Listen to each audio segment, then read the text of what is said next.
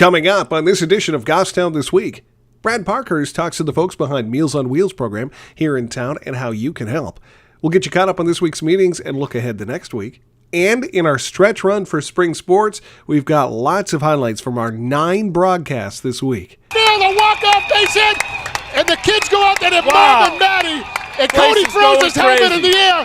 Goffstown wins it, ends the undefeated season for Portsmouth. It's all coming up on Goffstown This Week.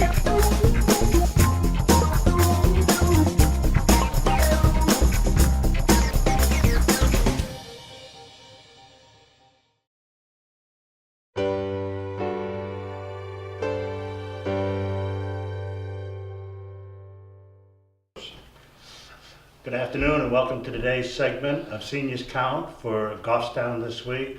My name is Brad Parkhurst and joining me today is Carrie Bosky with Meals on Wheels. Carrie, welcome to our show. We appreciate you being here. First, let me ask you, Meals on Wheels is affiliated with what organization in the state? Well, we are St. Joseph Community Services Meals on Wheels, and we provide Meals on Wheels to all of Hillsborough County. Okay, all of Hillsborough County. Okay, can you explain a little bit about what Meals on Wheels, everybody's kind of heard of it, but how does it really work? Right, so Meals on Wheels is a program that St. Joseph Community Services offers that you'll see with other providers throughout the state. And what happens is when someone is homebound and unable to leave their home, if they are an adult and they have a disability, or if they are elderly and unable to leave their home and in need of services to bring them food, that's when Meals on Wheels comes in. We get referrals from hospitals with patients that they have discharged. We get referrals from concerned family members. Sometimes it might be the individual themselves calling and saying that they need access to nutritious food. Meals on Wheels is more than a meal. You'll hear that a lot. It is the nutritious food that we provide to them, but it is also the safety check. And the safety check helps people remain in their own homes and independent. It's not just seniors then, it's people with disabilities or other people. It's those who are in need of this type of service. Right, right. And how would they request? I know you said various, but besides a phone call, is there a phone number or a website that's available? Right, so you can call our office at 603-424-9967. You can visit our website, www.mealsonwheelsnh.org, and we have a form online that you can submit. We'll ask some questions, and then from there we do an intake. We talk to the individual about our program and what they can expect, and then we get them started if they meet the qualifications to receive Meals on Wheels. Okay. I noticed that you have an event coming up. I guess it's a fundraiser at SNHU Arena. Right. It's actually not at the arena. It's on the campus. Oh, it's on the campus? Yeah. So it's our largest fundraising event of the year. It's the Meals on Wheels Walkathon. And this is actually a statewide event run by the New Hampshire Coalition of Aging Services. The walkathon that's at Southern New Hampshire University in Manchester benefits SJCS Meals on Wheels, and there are several other locations throughout the state that hold a Meals on Wheels walkathon on the same day that benefit their local Meals on Wheels providers. Now you say it's at the college itself or at the university. Do they walk around a track or do they? We create a track around the campus. It's not the that actual. Was my question. Yeah, it's not the actual track, and it's on May 20th, and it's at 10 a.m. Registration starts at 9:30. We provide a free barbecue afterwards, and we just ask people to come out to show their support, to help fundraise, and all of the money raised at the walkathon goes towards our Meals on Wheels program. So there are two tracks. There's a shorter track that's about a quarter of a mile, and then there's a second track that is about 2 miles. That was going to be my next question as far as the distance is concerned. We're meeting today at the Meeting House in Goffstown. This is it's not assisted living, it's independent living right here. Is that correct? Yeah, I'm not entirely sure. No, that's okay. We rent the space. Okay. I was wondering how you were affiliated with here. Right. We have 7 locations throughout the county, and we have various collaborations with the spaces that we're in that allow us to have our Meals on Wheels program operate and our community dining program operate out of those spaces. Okay, so do you actually provide meals here, or just use it as a facility for We your do. program? Yes, we provide Meals on Wheels out of this space, and we also have community diners downstairs. Okay, so you actually take meals from here to those that are in need in the Goffstown area? Correct. Interesting. It's fascinating. And how long have you been involved with Meals on Wheels? I have been with the agency for about 6 years. I am in our fundraising department. I am the development and event coordinator, and I help fundraise. Okay, so you do fundraising too. Now, where are you based out of? You said St. Joseph's, but Yeah. it's not here. It's No, our administrative office is in Merrimack. okay, in the Merrimack. Okay, maybe we can get down. Would it be to our advantage sometime to probably go and take a ride as you do a Meals on Wheels delivery and kind of explain how that works? Yeah, absolutely. You'll get to meet some of the people who receive our services. You'll get to hear what it means to them. It's exciting because we're celebrating 40 years of service this year. We were incorporated Really? in Been around for 40 years. 1977. So it's a big year for us, celebrating 40 years. We've set out with some fundraising goals to raise $40,000 to celebrate 40 years. And we have that walk then coming up. But it's also exciting when we share this with our volunteers, with our staff, and with the people who are on our programs that we've been around for 40 years, and it's a milestone for us, and we're happy to be here. Oh, congratulations. Now, is there a cost to the people who receive the Meals on Wheels, or a reduced cost? Or? No, there's no cost. There's no cost at all? No. We request a donation of $2 per meal, but we do not charge for our services, and we're able to do so through extensive fundraising efforts. Our fundraising events, our grants, our generous donors, and funds that we receive from federal and state funding.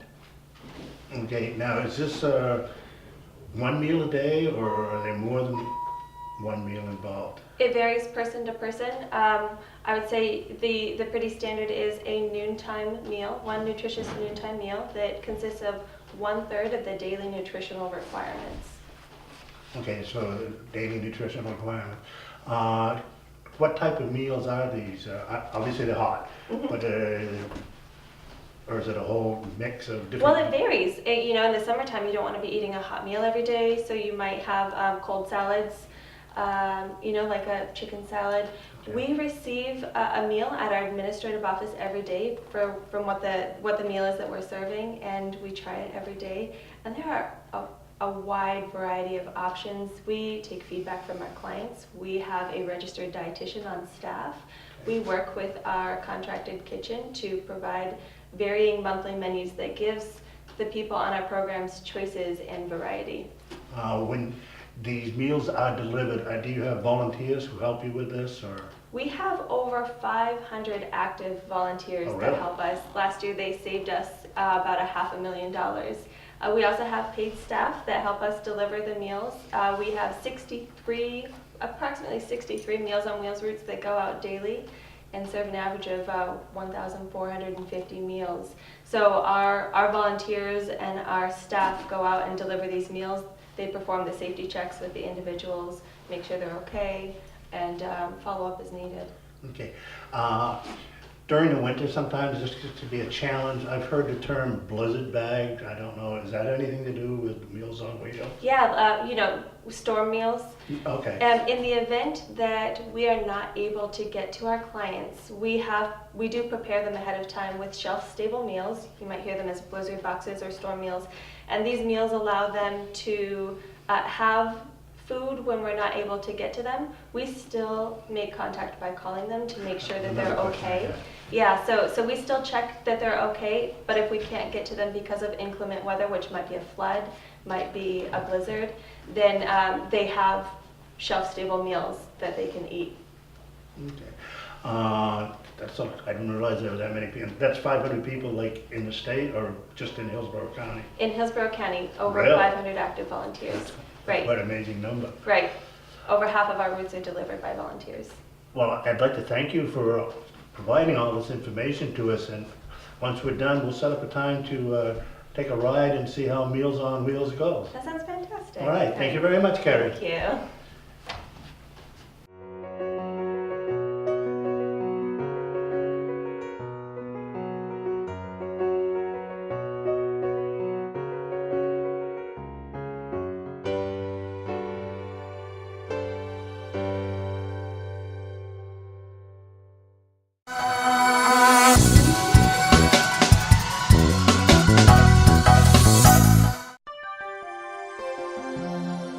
Here's 3 things from this week's meetings that you need to know. During their Monday night meeting, school board members learned that school district has been contacted by several concerned parents about ticks. The athletic director has provided spring sport coaches with information to make sure proper precautions are taken with student athletes. Vendors have been contacted, but the superintendent told the school board that there are pros and cons to spraying and there are unintended consequences with some of the chemicals used. School board members also learned that thanks to a local parent, Brian Hansen, who works for Team Engineering, new dugouts were designed at no charge for the middle school softball field. A group of volunteers, including contractors, will be organized by Mr. Hansen to build the dugouts.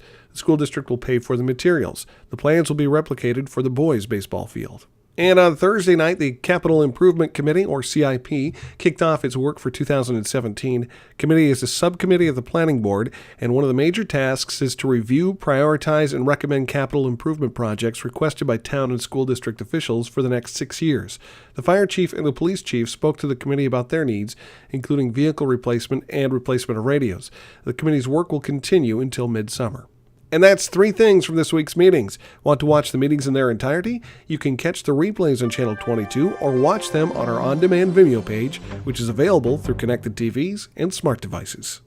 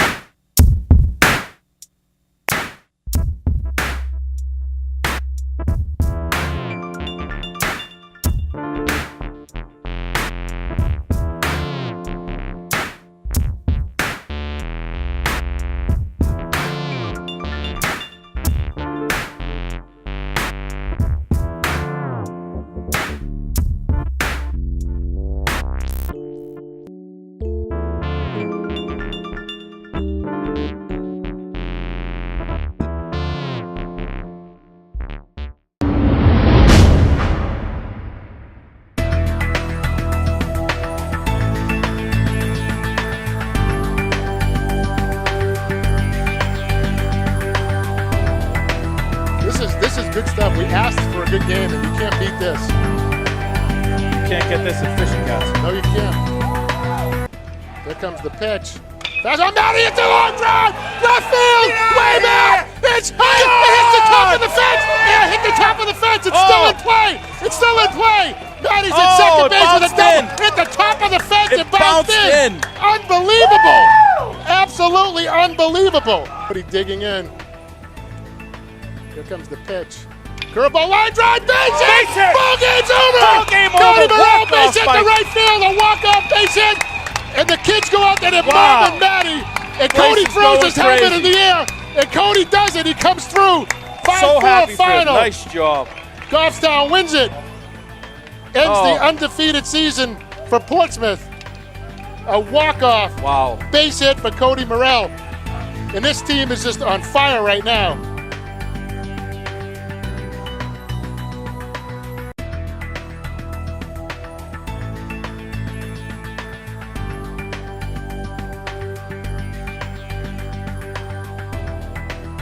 So Lombardi, she had a massive game yesterday.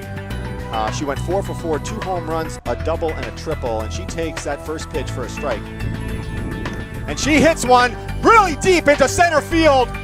That ball is gone. A home run for Goffstown. It'll take a 1-run lead, and clearly Lombardi is taking off where she left off. Wow. What a shot to center field for the catcher, Lombardi. That's a wake-up call for Milford. And in steps Shannon Gifford, who also is on a tear, probably has the best batting average on the team, I think, at .567. And she hits one deep to center field. That's going back, and that is gone goodbye. A 2-run home run for Shannon Gifford. Again, these two players are on a roll, and Gifford smokes a 2-run home run over the center field fence. and Goffstown quickly jumps on a 3-0 lead over Milford, who I think at this point is a little bit stunned.